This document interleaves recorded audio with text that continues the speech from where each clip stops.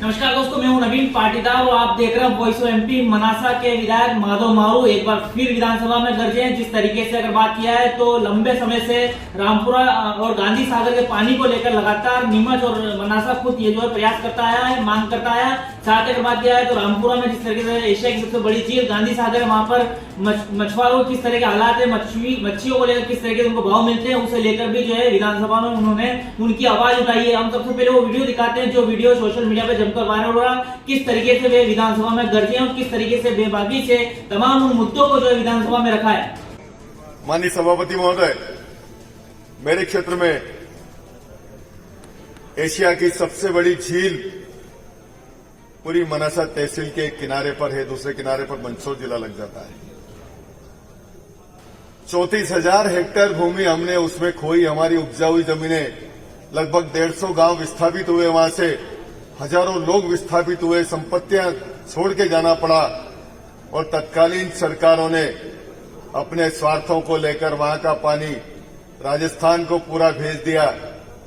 कोटा तक पानी चला गया, रावतभाटा चला गया, भीलवाड़ा, अजमेर, जयपुर तक पानी भेज दिया, भिंड मुरैना तक पानी भेज दिया गया।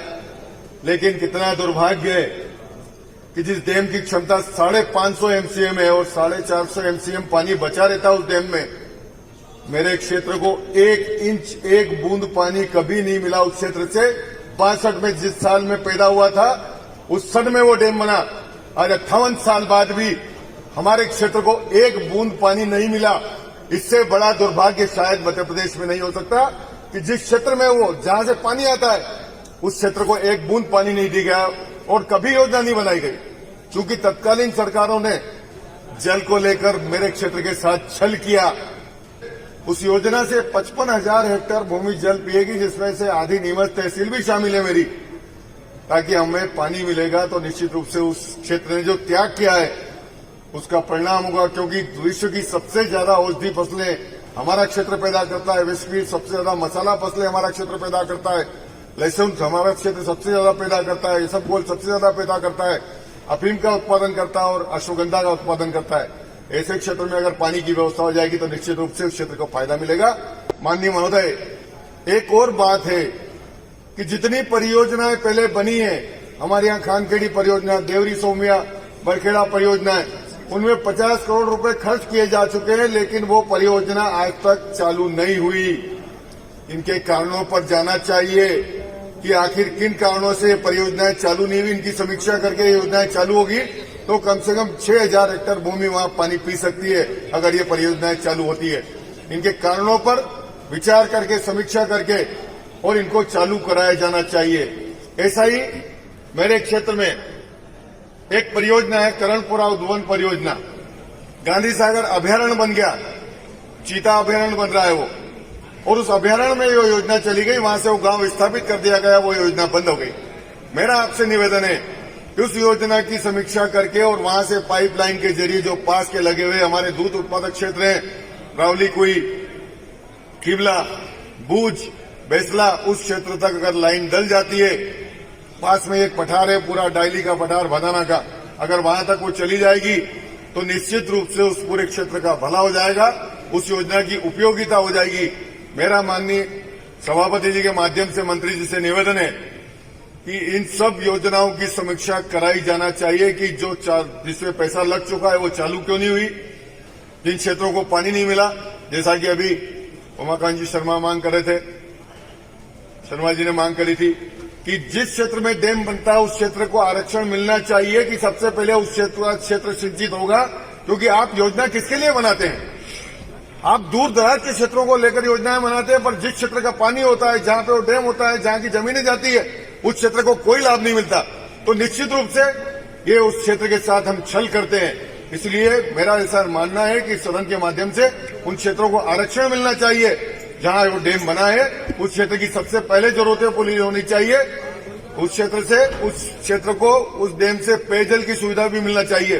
क्योंकि अभी तक गांधी सागर से हमारे को जो पेयजल की योजना बनी हुई है जायका से 1300 करोड़ की, उसका भी कोई लाभ नहीं मिला, न वो योजना चालू हुई आज तक।